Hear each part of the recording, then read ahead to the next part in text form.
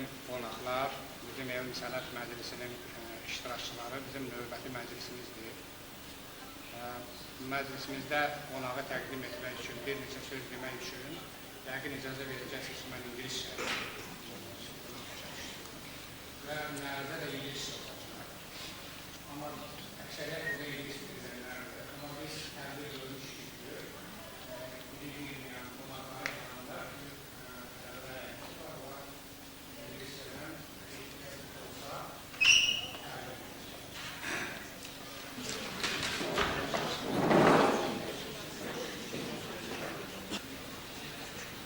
Ladies and gentlemen, it's my pleasure on behalf of Geləcək University Council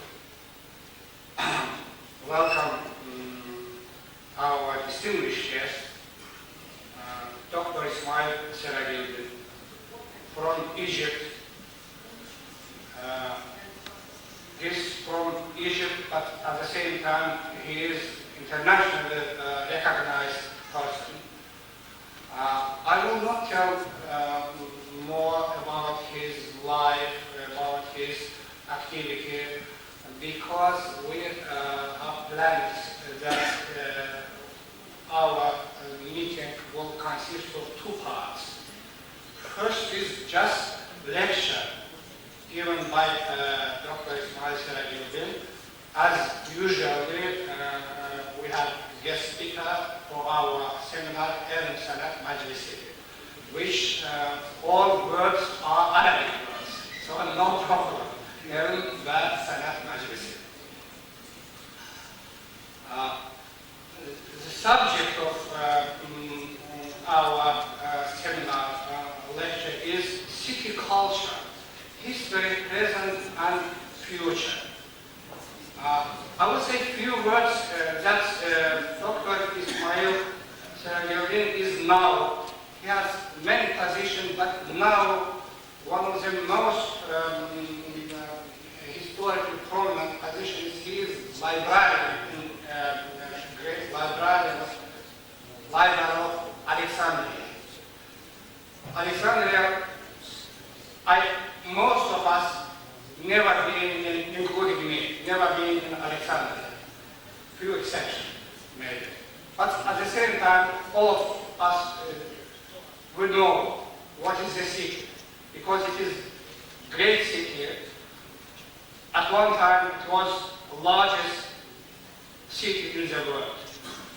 One of the 7 wonders of the world, the Great White House.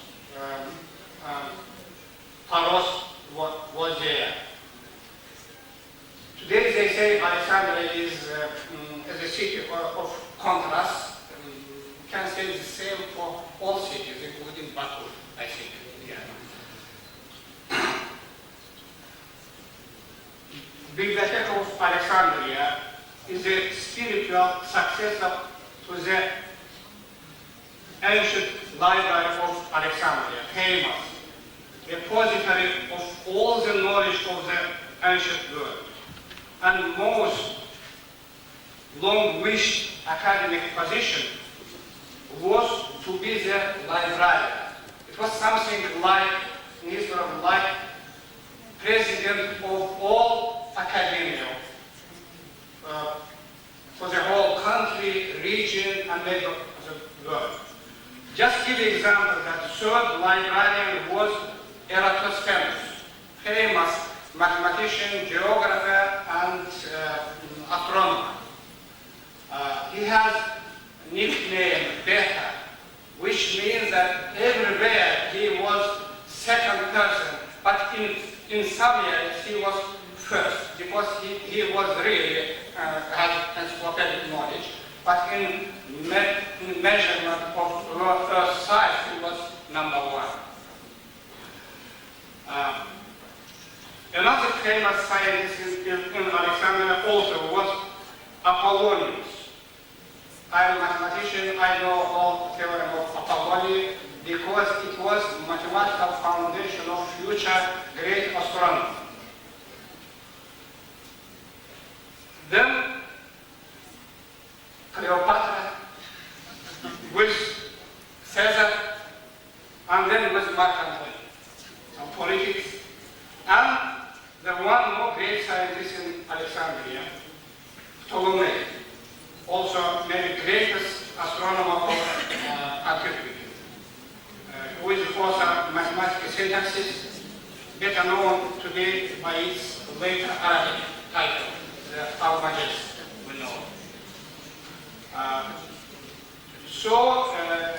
It is symbolically very interesting that Dr. Ismail Serageldin, from this famous, historically famous city, who is doing his best for regional and international development, will give about city culture, because he has published in many areas, including this area.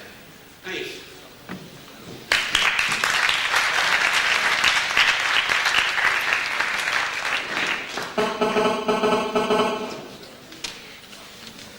Thank you, Serageldin. Thank you for this invitation. Thank you for the honor to me for allowing me to present a lecture here.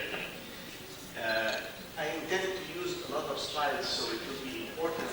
We should be able to turn off the lights so people will be able to see the images.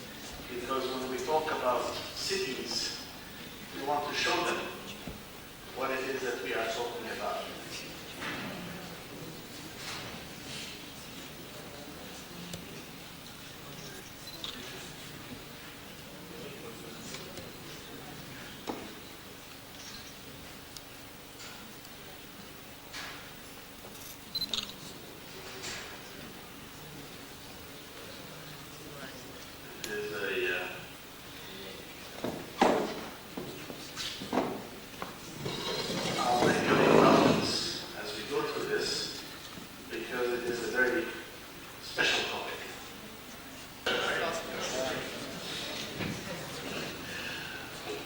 So I've thought that I would refer to that really in the manner that I believe in it. Our historic cities are jewels of the past, and they are the springboards of the future. And it is true, as the excellent director has said, I have published a lot. And in fact, this is one of the books that I published very much about this topic, called Historic Cities and Sacred Sites, the Cultural Roots for Urban Futures. And what I believe we have as a problem is that to deal with historic cities is an extremely difficult subject. It is very much like solving a Rubik's Cube. You turn it this way, you turn it that way, and every time you're trying to assist the investors, you're blocking the conservationists. If you're taking care of the conservationists, you're not taking care of the local inhabitants, and so on. But in the end, like the Rubik's Cube, it has a solution.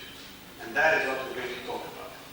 So we'll cover historic cities, what are the problems of historic cities, what are the approaches to intervene in historic cities, what is the physical dimension of intervention, how do you conserve and reuse of old buildings, the economics of it, the institutional arrangements, and then I will show you that in fact the Rubik's Cube can be solved with some success stories.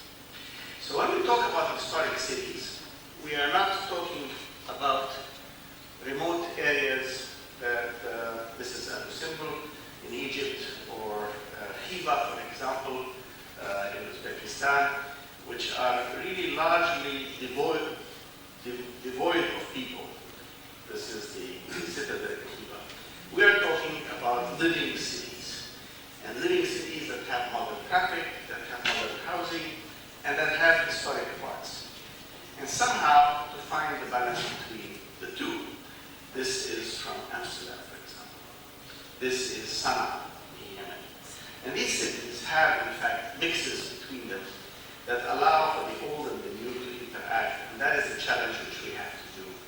And in fact, one of the great success stories here is Bukhara in Central Asia. Now, what are the problems that we're trying to deal with in old cities? Well, overcrowding, dilapidated housing, inadequate infrastructure, insufficient public facilities, an economic base that is no longer responsive to challenges, and poverty. This is from India, and you can see overcrowding. I don't have to talk about overcrowding more than that. Overcrowding is a very serious problem. This is part of Marrakesh in Morocco, and then you can see even in the streets everywhere, the pressures are very large.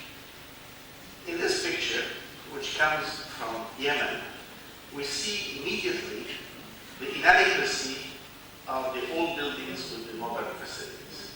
Here is water and sanitation being added. Here is electric light being added by breaking the window. Over here are electric lights trying to be brought into the old house. Here is modern communication integrity. The house was never designed to handle all of these new requirements, but these are the requirements of today. So somehow we have to adapt to them. Sometimes we succeed in bringing metered water and services. Most of the time we don't. This example is from Lahore in Pakistan, and you can see these pirate connections. All of these are water connections that are illegal. They have been added onto the main stream. And unfortunately, despite that, in many parts there is no running water.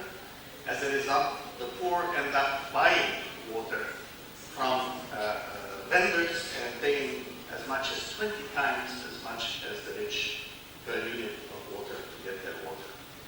The conditions, absence of sanitation, result that children frequently hit with disease. And yes, in many parts of the old cities, historic as they may be, there is massive poverty. These are residences in places in Morocco, which you can see here. This is Fas, Morocco, one of the great historic cities, about which we'll talk about later again. Now, one of the problems that occurs, this particular picture is from the ancient city of Tunisia, Tunis, downtown Tunis, is the subdivision of old houses. A wikala that was designed to have one big family is subdivided into 14 apartments. 14 families live. And the streets are very narrow. They were not designed for modern traffic. Forbidden for travel. No animals are allowed to pass through. But the congestion of cities is part of their economic power and their economic potential. And thus we notice that the cities are thriving in many ways, but they create their own problems of access, of transport, of finding places where to sell what you have or to buy what you want to buy. They allow artisans to produce their work and to sell their crafts. But at the same time, they are also the place for recycling. Much of the junk of the modern city gets recycled through the old city, as you can see in some of these. So the problem with historic cities are the problems of poor people trying to adapt to an existence.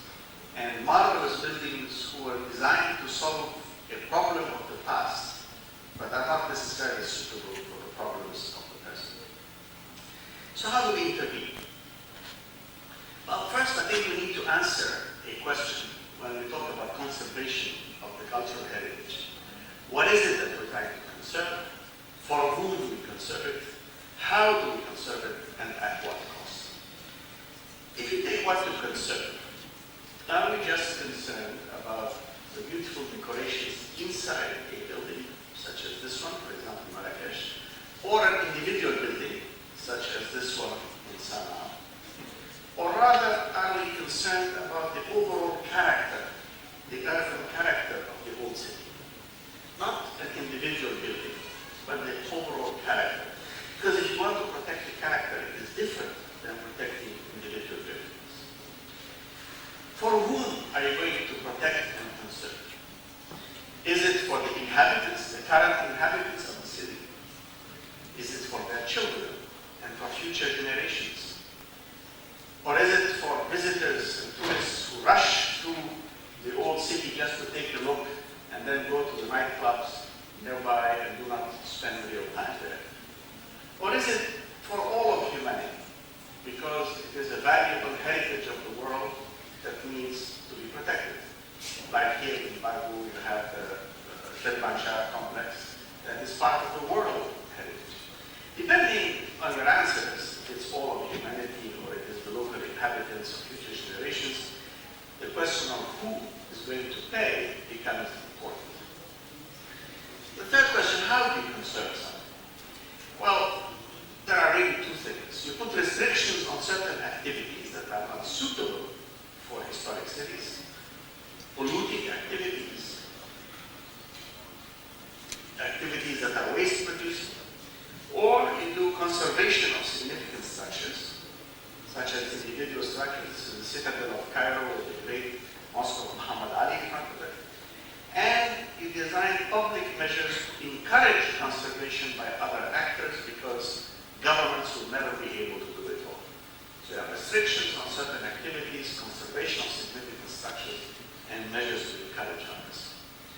And who are these other actors that we want to encourage? Here's where the Rubik's Cube begins. From outside the historic city, you have the international community at large, you have international tourists, you have national tourists who come from elsewhere to visit, and you have the national government. From inside the historic city, you have the residents, and the residents are of two kinds. There are the owners and the renters.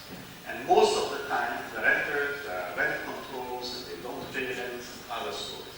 There are local businesses, there are community groups, there is local government, and there are the trusts or the WACs that are important and investors.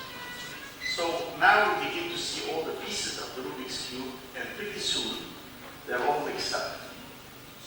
And if you try to find the balance between the investors and the local community and the international business, and you adjust one side and you lose the other side, and you adjust one side and you lose the other side.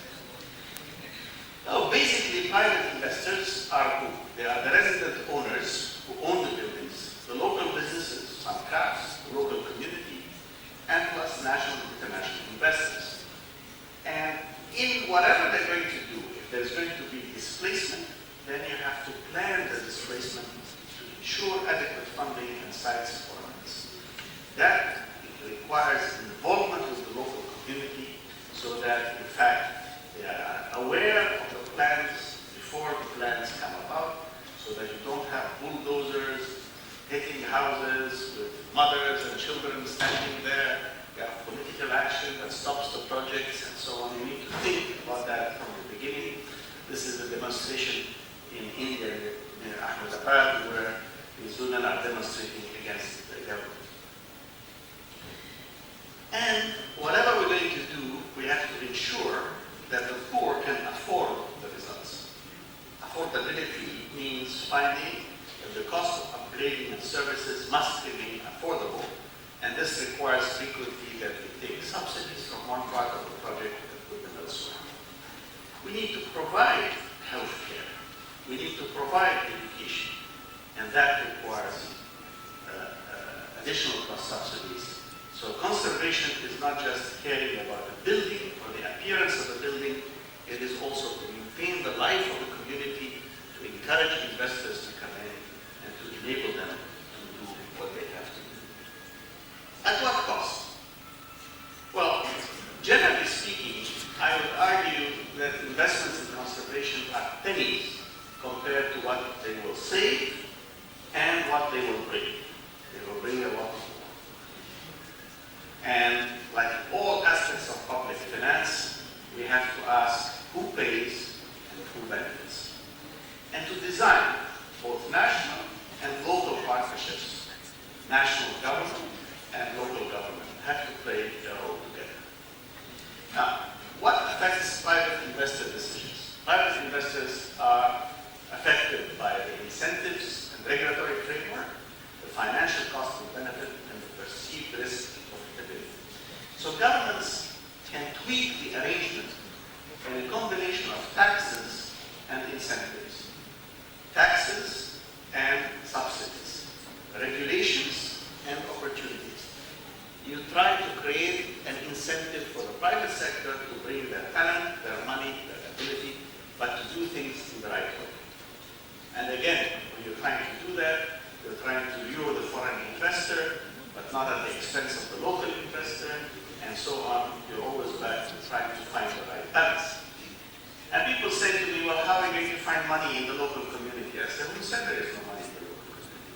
This actually is a nice picture I have of money changers from the old city of Sana'a in Yemen in the 1970s. One of the poorest countries in the world at the time, but nevertheless there was a lot of local money that could be mobilized away from trade into investment if the regulatory framework was right. And what is true of Sana'a is equally true of New York. All the cities have the same issues. Let me now move to the physical dimensions of how we intervene. There are really three philosophies in intervening. One is to restore a monument. If you're restoring an historic building, distinguishing the new from the old. So here is an example, an award-winning project from Cairo, Egypt. This is the Sabil Kutab of Abdurrahman Kathuda in Cairo. And the restored areas that you will see here. Here is pre-restoration, and this is post-restoration on the other side, next to it. But if you look closely here, you will notice it is easy to see the old part and the new part. The new part is made to be seen as different. So it completes for your eye the way it exists, but it doesn't tell you that I am an old piece. No, this says I'm a new piece, and this is the old piece next to it, so you can recognize it.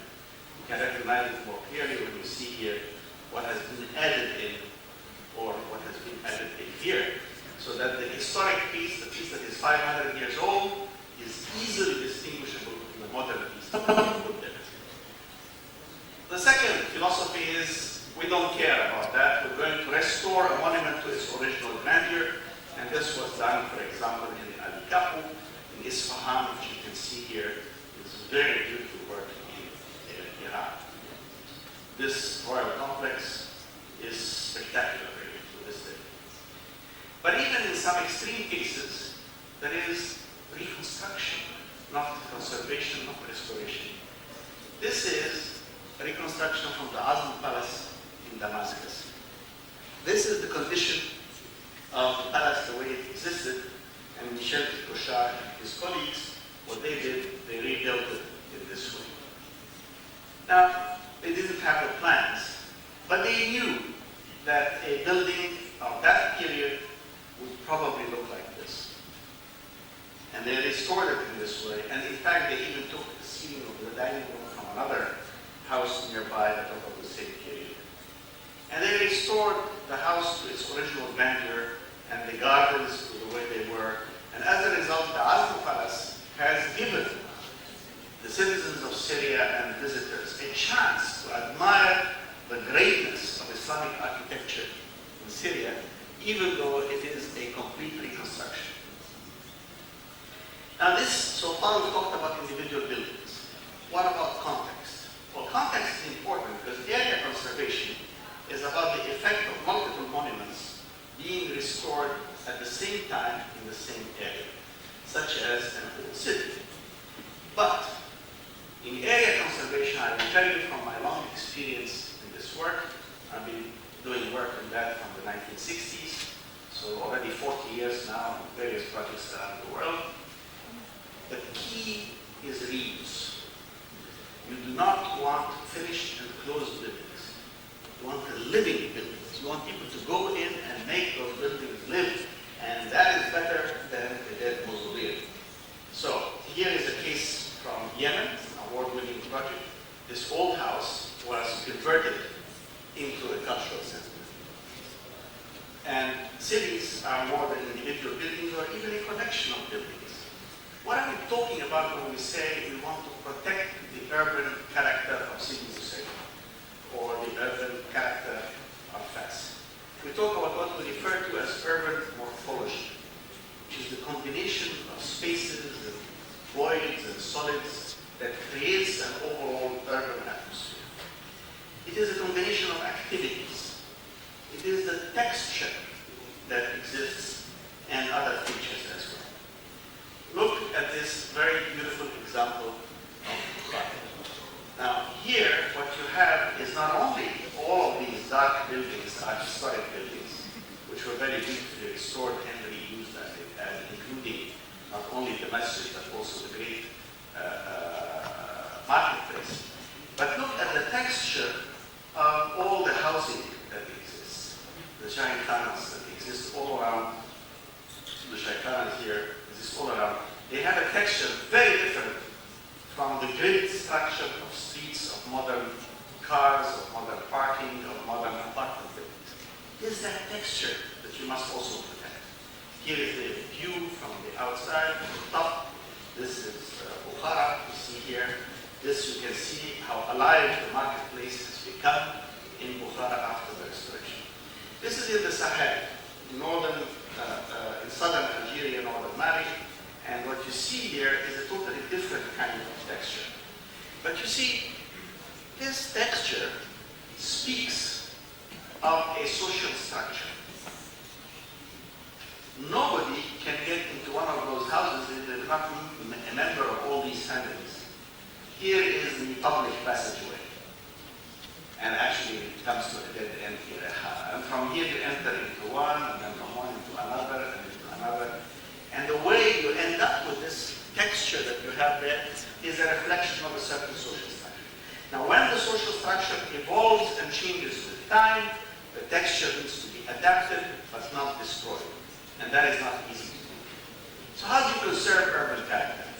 Number one is scale. If you suddenly put a 30-story apartment building in the middle of an old city, you destroy the old urban character. Number two is the volumetric pattern. The kinds of things we're talking about, the voids and the solids. The street alignments. The alignments of the streets are almost never straight. Every time you turn, you see a new vista. There's a mix of land use. Old cities never had the separation of land use that Western metropolises have had, where they say, this is housing, this is commercial, this is industry. There was a mix of everything in the streets. And the buildings are of a different age because they were added as we went along as the city grew. Some were renewed, some remained old. So you have a different age of buildings. And above all, if it's a living city, there is a lot of activity in the streets. And the activity in the streets and that combination of things is what creates urban character. So here is an example of a great success of urban character. This is Sidi Bouzid in Tunisia. And it was a small town which they forbade any changes in urban character, and it became a great tourist attraction. Here is a street in Sidi Bouzid. Here is another street in Sidi Bouzid. Now you will note, not a single one of those buildings is particularly memorable, but it's the overall character that is important. Now how different these two streets here are from these sides of streets. The scale, the size, depth, the direction. Here's another street, pedestrian, attractive. Here's another street designed for cars. You have to rush to try to avoid being hit by a car across. And the combination can be lethal. Look at this example. Here you have the traditional souk-covered streets. You have the texture I'm talking about. And somebody came here and cut, like with a knife, cut across and destroyed the texture to make a modern highway. You can see in that picture very clearly what not to do in trying to conserve a historic city and its character.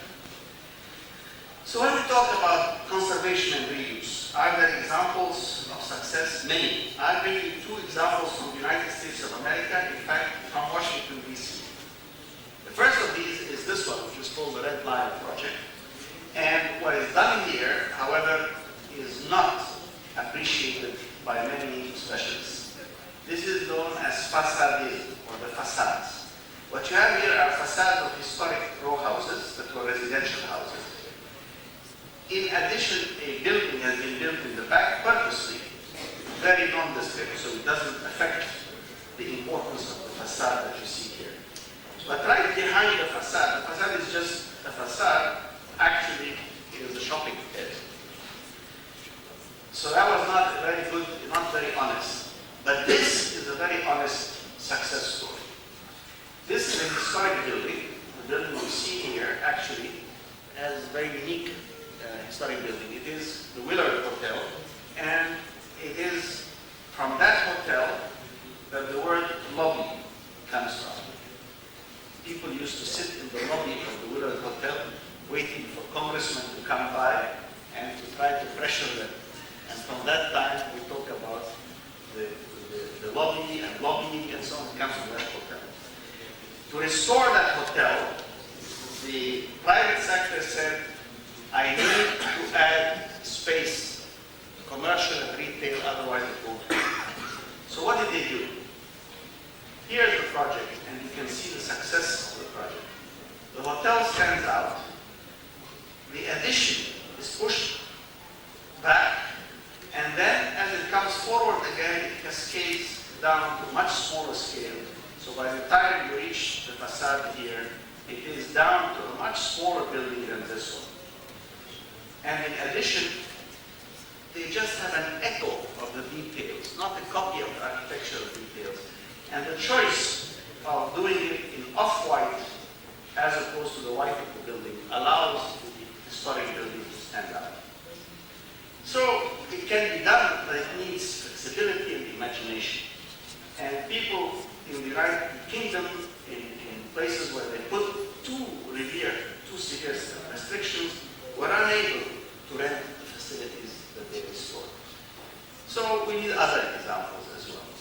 Here is the Ibrahim Pasha Karavanserai from Istanbul, and here it is restored. The shops, restaurants, after all, the Karavanserai was very suitable for that.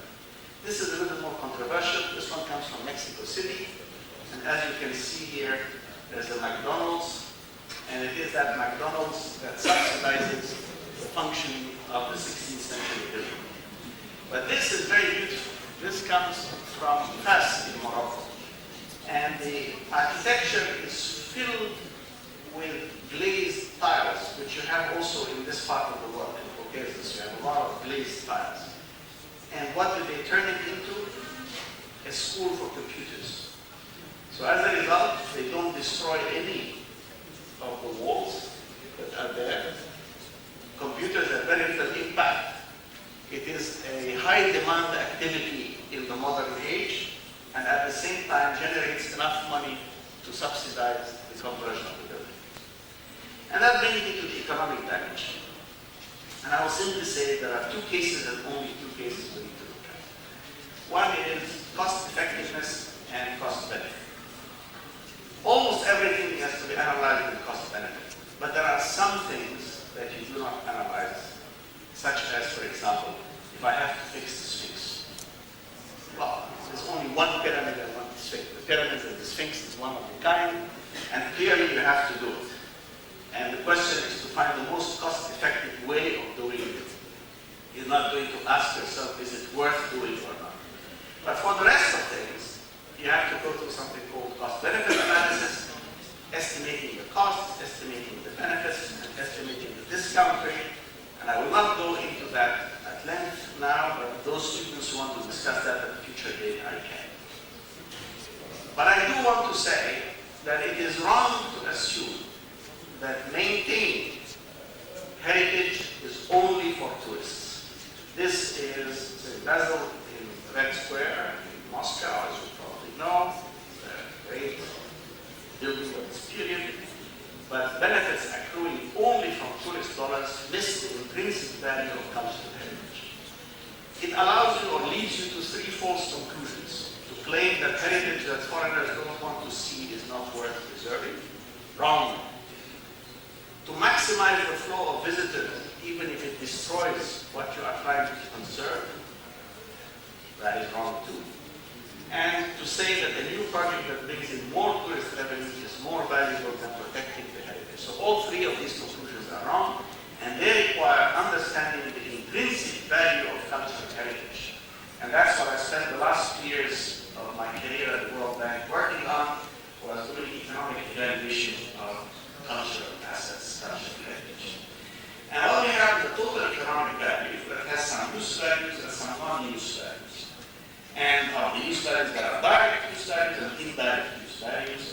And on the non-use, there is existence value, simply to know that it exists. And other values such as request Now, in between these two, there is something called an option value, i.e. it is worthwhile to invest as you would invest in an option. Now, economists, of course, and financial analysts know very well how to calculate direct and indirect use. They also know something about how to do option value, but there are ways of calculating existence value, which is more subtle, but has even been supported in the US courts. What are we talking about direct use? Built space, circulation, tourism, economic activity. The indirect value is the community image, the social interaction, the aesthetics. The option value is the option to potentially use the assets in the future. And existence. It is identity. It is significance. And finally, the quest value. Now, as you go from left to right, the benefits become less tangible. But the fact that they are less tangible doesn't make them any less real. Even the hard-nosed accountants of Wall Street are willing to pay for intangible assets such as goodwill. They will say a company like Coca-Cola has a very good name, or a company like Microsoft has a very good name. And therefore, it is worth more than the value of the buildings and the stock that it possesses. Other companies, because they're in trouble, like General Motors, for example, their actual value is less than the book value of their assets, their hard assets. So the fact that benefits are intangible doesn't make them any less real, and we can argue, therefore, that for the benefits to be dealt with effectively. On the institutional arrangements, the real question is, can we get all of them to work together? And this is a proposal, but it varies from country to country. So I will skip this very quickly to simply say that what we want is to involve all the actors in some structure that supervises the implementation. Implementation has to be handed over to someone, but they have to all be involved there. And for those who are involved with Islamic waqfs and trusts, there's a way of doing that which involves really administration and exchanges. But that's a detailed question that is not really of relevance except for those countries which have very extensive trust ownerships. Now the question is, that's the last part of my presentation, are there people not actually solving this Rubik's Cube? And the answer is yes. The Rubik's Cube can be solved, and I'll give you two examples. The Hafsia project in Tunis, and here it is. This is the old city of Tunis, and this is the modern city. You can immediately see the texture of the old city here, and you can see the grid of the modern city, how different it is. In this part where you see these buildings, this is the part we're going to look at. There are these three big buildings, and the government built two big schools, and there is the texture around it. So they built this infill project that you see here. And they did that first by connecting this street with a covered souk.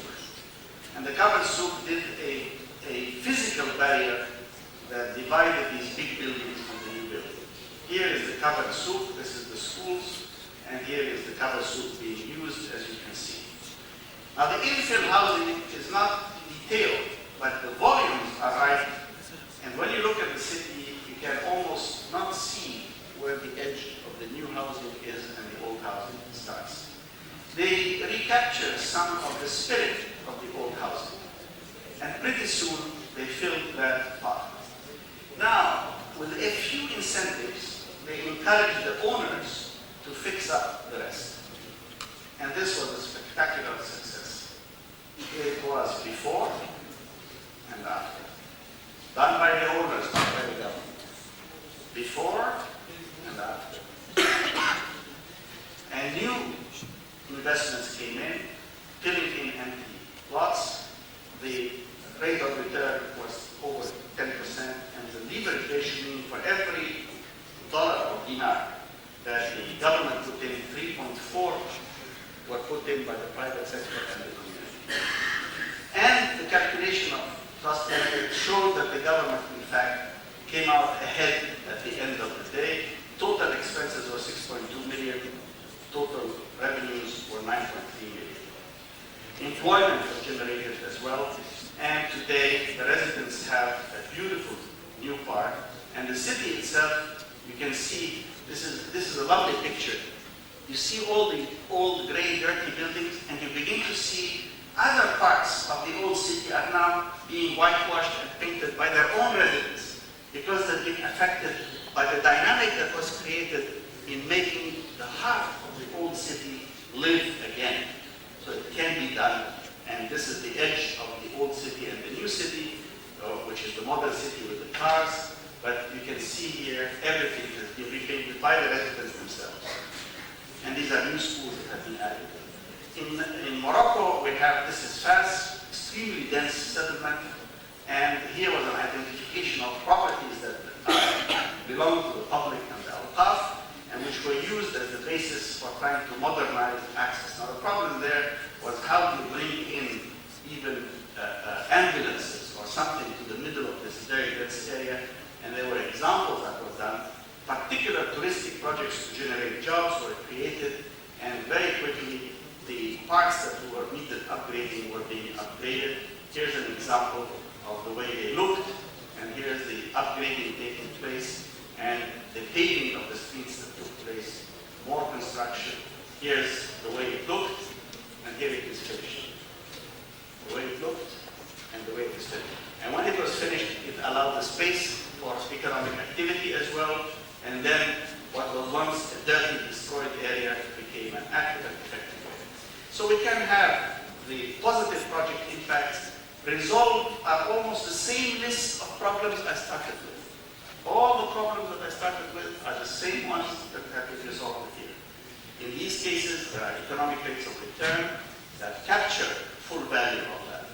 Incidentally, the intangible value of Fas, when we asked tourists from Europe and so on how much they would be willing to pay, including Norway and Switzerland, 310 million was the value from those who just visited for only 11 million. So you can see that there is an expression of willingness which is very important. Other cities such as Asila in Morocco also were done. In the end, all I want to say is that whatever we do about our heritage, we have to remember that we have to modernize it and allow space for the new people to create new solutions. But at the same time, that there are buildings and monuments that are part of our memory that need to be restored, and that there is something in the aesthetics of the past that needs to be revived, and that ultimately we can do a modern building that will still respect the fact that we have a tradition. We can create cities that will respect both the old and the new. No matter whether we are poor or rich, it will always be the same.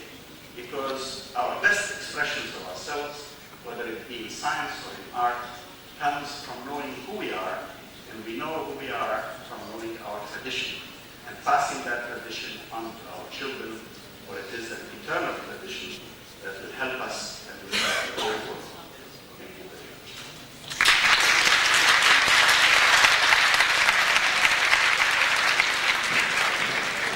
So, one lecture happened about character and spirit of city, philosophy and history, economy and geography, and so many about real problems of big cities as well as historical cities.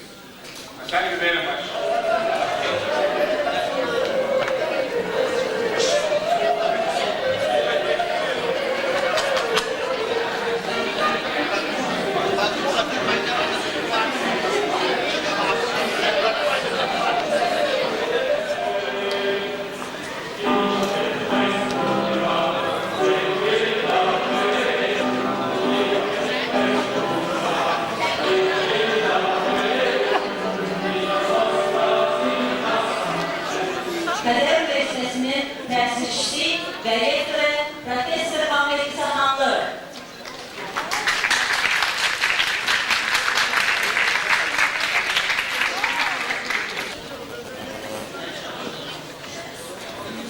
Ladies and gentlemen, distinguished guests, I'm honored to be able to welcome Dr. Ismail Serageldin here at Khazar University in Baku, Azerbaijan.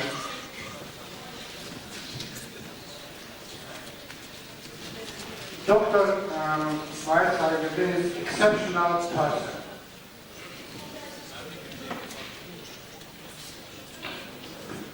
I will say a Renaissance man, polymath,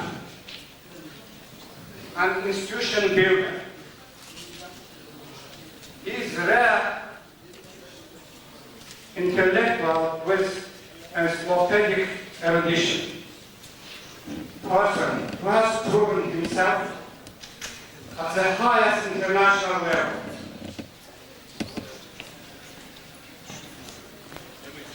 He is a leader of a new development ideas and leader of work done in these areas.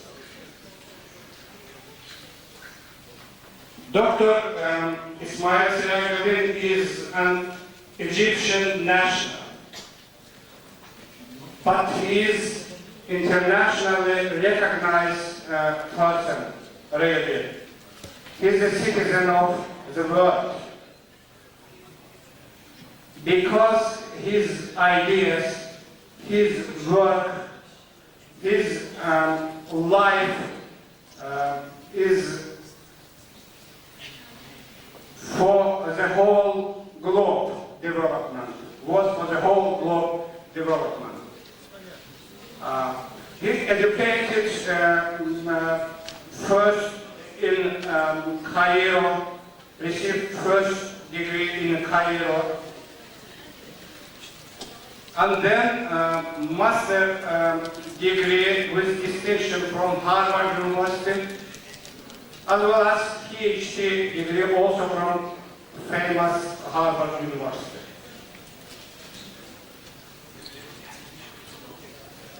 At the World Bank, certain part of his life is devoted to World Bank activity, development activity through World Bank.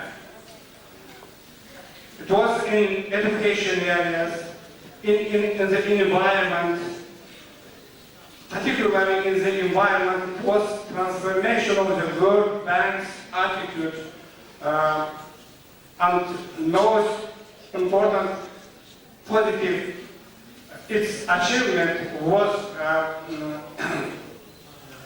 World Bank received under the leadership of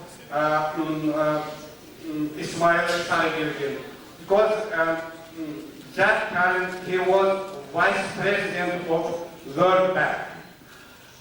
Really, I cannot give even a short list of his position, his contribution to the development of society globally and regionally, but I'm giving just some examples, some samples about his work and activity.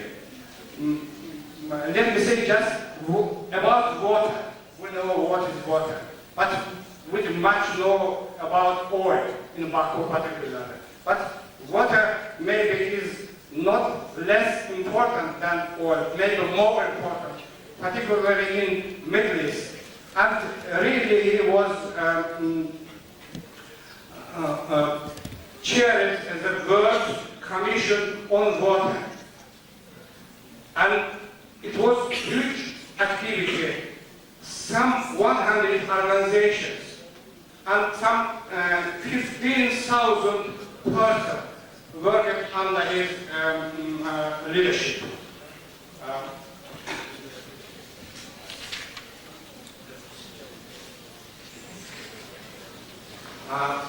Dr. Serageldin ran also for the position of Director General of UNESCO. It was really surprising, but very natural that this candidacy was supported with famous people from civil society and has intellectual support. Let me say some 48 Nobel laureates and 300 world's most eminent thinkers were supported, and his candidate. But you know that politics is politics. Value in politics is different from humankind contribution to the development of society. But anyway, he proved his leadership. That he is a builder.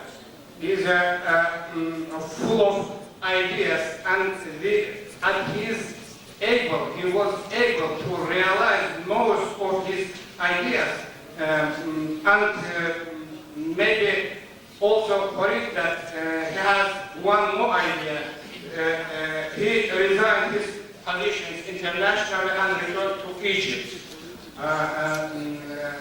his own country, and to help launch the rebirth of the Library of Alexandria. Just in the introduction, in the beginning, I told a little about Library of Alexandria.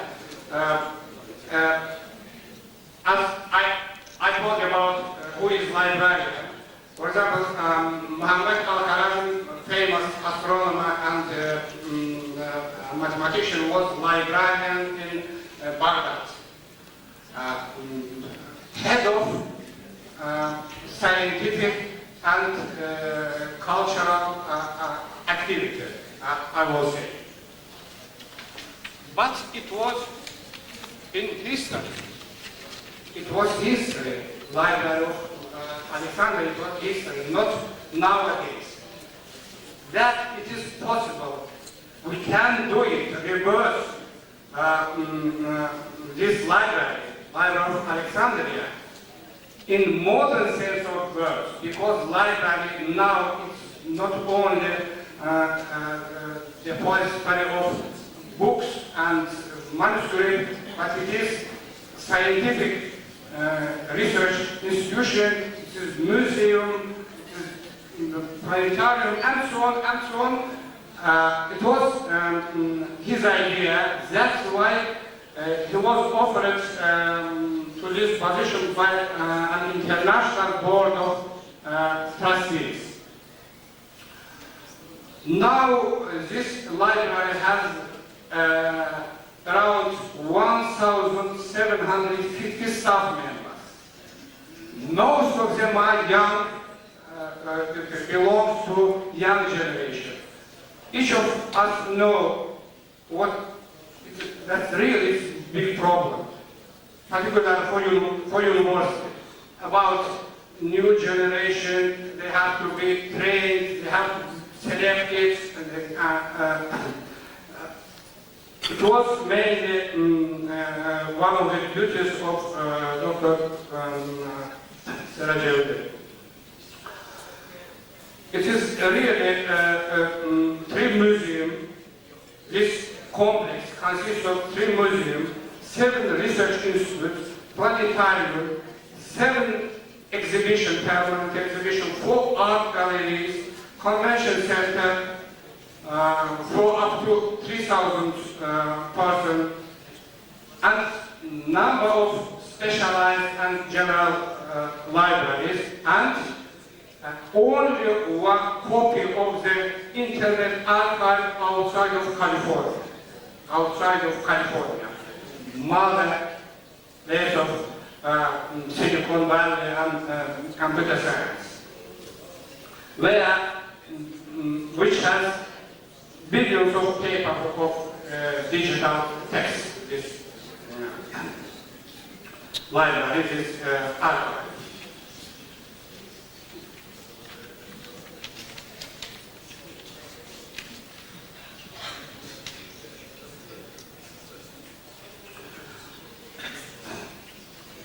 Dr. Ismail Serageldin also is a leader for the development of Arab civil society. But we know that Middle East needs for development in many fields, economic area, culture, education, civil society development, democracy, and so on and so on.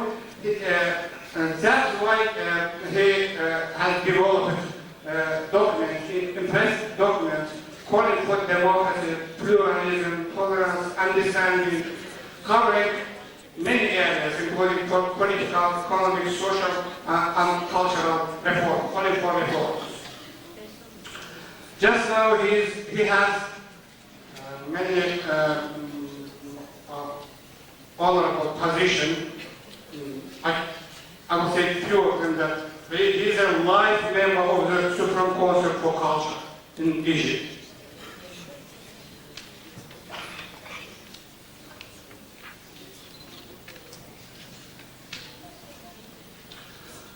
He is also a well-known lecturer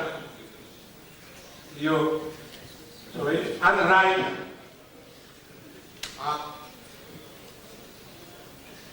He is author of and editor of some 60 books and some 200 papers, articles in so many areas: economy, culture, development, society, architecture, library, politics, Shakespeare, biotechnology,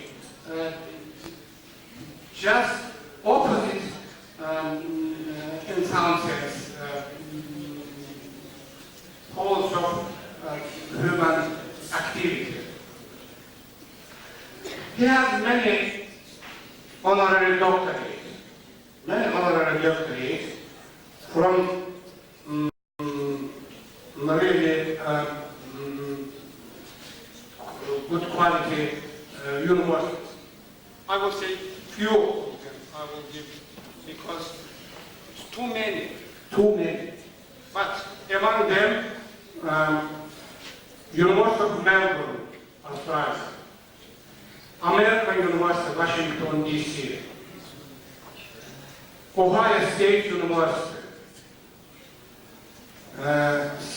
CLMA, very well known, Paris, France, McGill University, Montreal, we have some students there, Canada, University of Minnesota, and so on. As I said, I will not give the whole list in all areas. I will give some examples.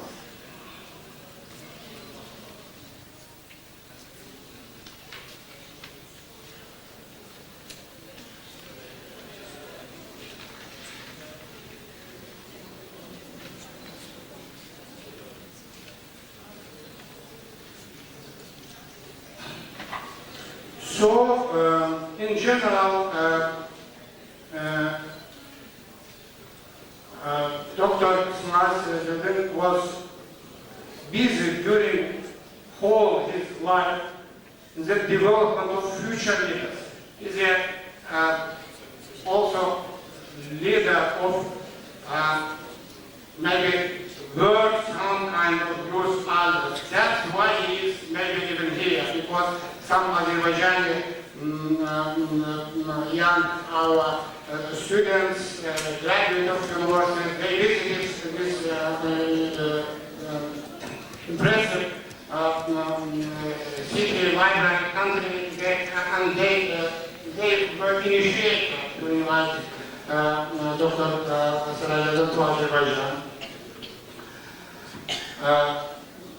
He was busy during his life to improve international and regional well-being, providing a networking platform for scientists, decision-makers, youth, library, museum, world and regional heritage you have heard about.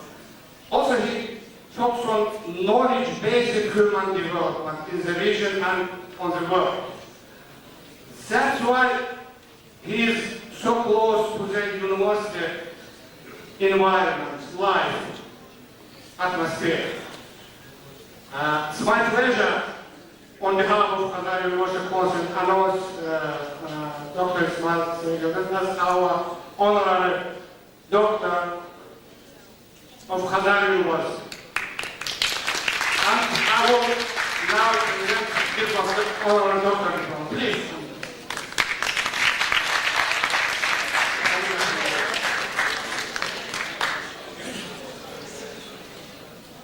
So 1 minute for the diploma.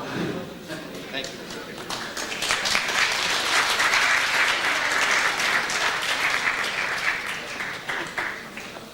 So he has honorary doctorate diplomas in many fields. As I said, each university has its own idea. Our idea was Director of the Library of Alexandria, Dr. Ismail Serageldin, has been awarded the title of honorary doctor for outstanding contribution to the development of society.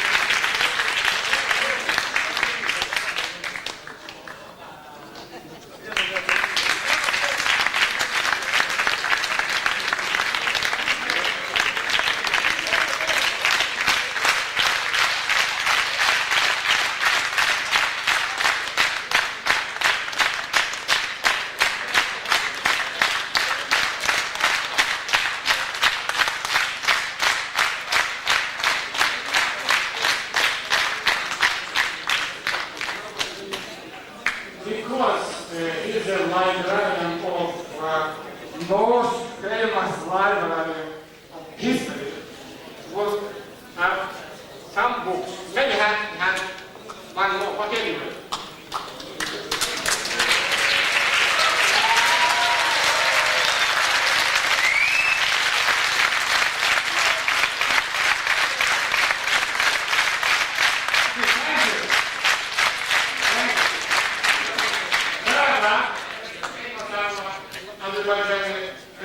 Real history fact documents.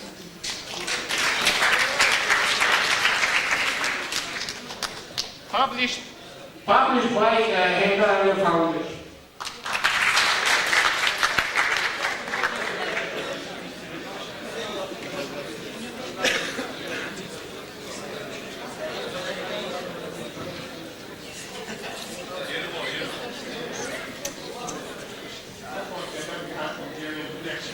Post of election. Okay, thank you.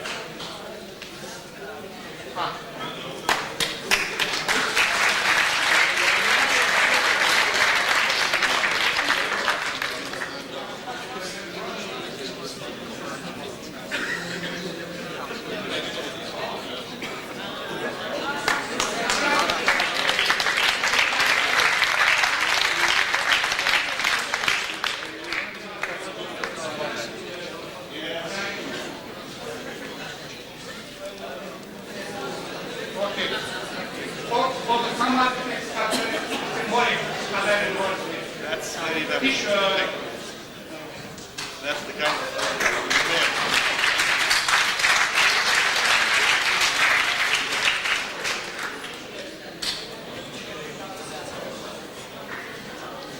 Again books. books, of course. Yes. One is, that's what I was how you are our Alumnus. Yeah, alumnus. You have to know what the university, some programs, some research ideas. So also electronic form. Electronic, all, yes. all about Baku and the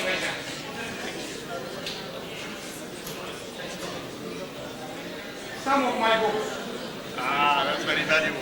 Yeah, I'm not through it to argue, but I have also some books and editor.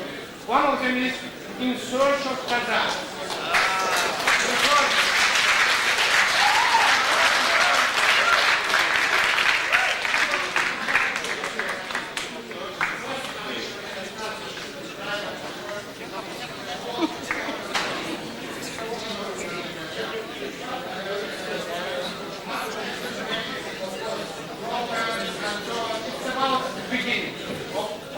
In three languages, English, Azerbaijani, and Russian.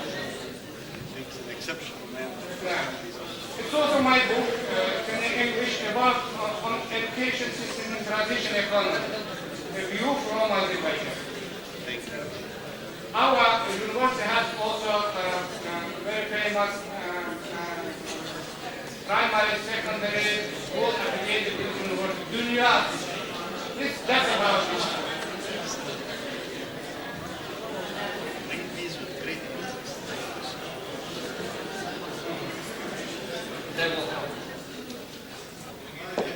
So, thank you again. My congratulations. I hope it is really the beginning of our partnership. You are now a member of our society, and you are, of course, a great person in the sense of development of society. Thank you.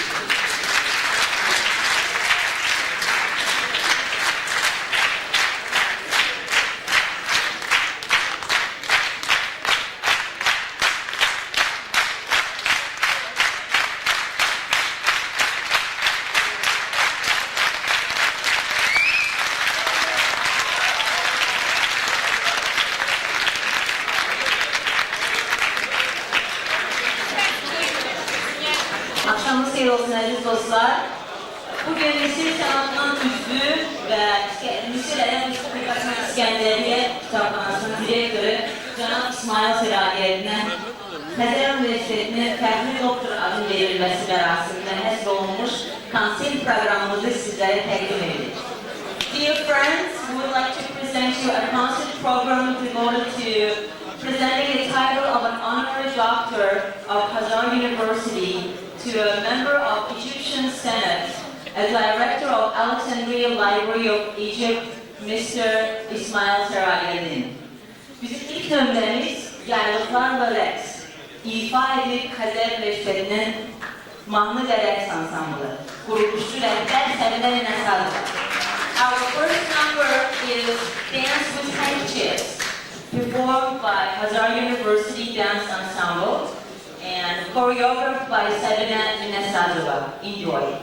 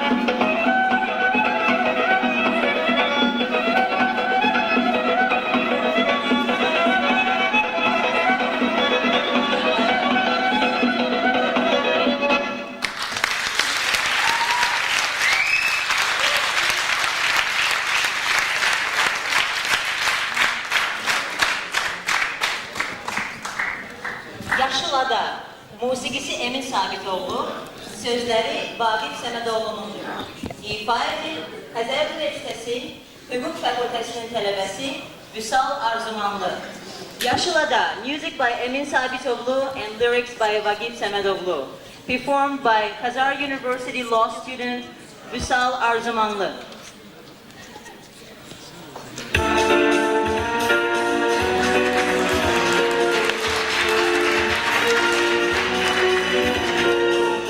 Yüreğim yol çekir, bir göze dönür, yollarda ters kimi uzanar gülüm. Yuxumdan her gece durmalar keçir, bilmirəm ne olur, aradan bilir. Ele geçse sana kuşların sesi, denizinde sesi günde gün batar. Yubanma əzizim, gel kurtarma bizi, arkadan dert çapır, okuram çatar. Halıma yanan gelen, sesi düşende yadar. Öten günleri koru, yaxşı bak, verme bada. Ayrılık bir denizmiş, sen uzak yaşlılar. Ayrılık bir denizmiş, sen uzak yaşlılar. Ayrılık bir denizmiş, sen uzak yaşlılar. Ayrılık bir denizmiş, sen uzak yaşlılar.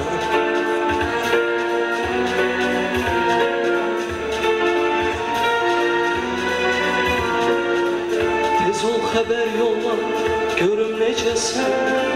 Erişin necədir, gülüşün necə.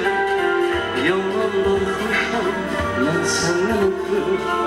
Var bir xəbər ver, özün gəlincə. Yerini bilsən gələr. Könül yalan sevərəm yenə. Xəzərin köksündən qalxan duman. Qaraşanı büküb gətirəm sənə. Kalma yanan gelen, sesin düşende yadar. Öten günleri koru, yaxşı bak, verme bada. Ayrılık bir denizmiş, sen uzak yaşlıada. Ayrılık bir denizmiş, sen uzak yaşlıada. Ayrılık bir denizmiş, sen uzak yaşlıada. Ayrılık bir denizmiş, sen uzak yaşlıada.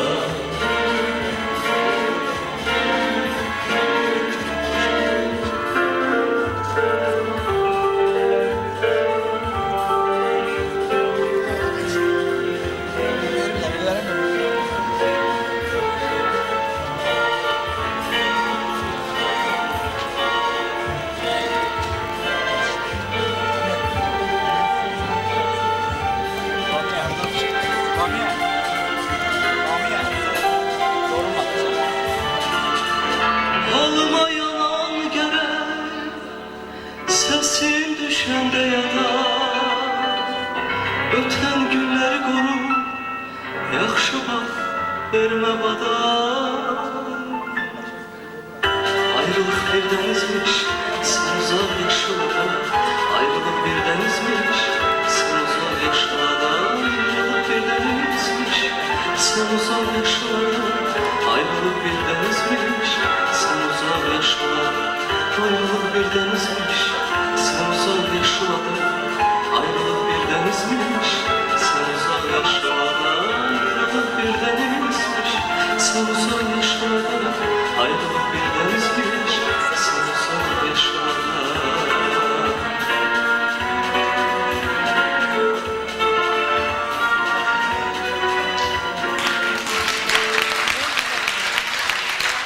Çok sağ olun, teşekkür ederim.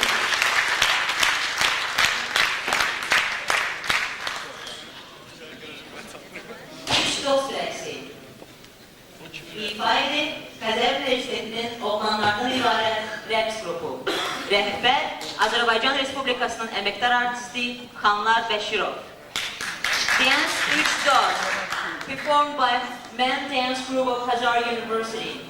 Leader as Azerbaijan Republic honored artist Xanlar Bəşirov.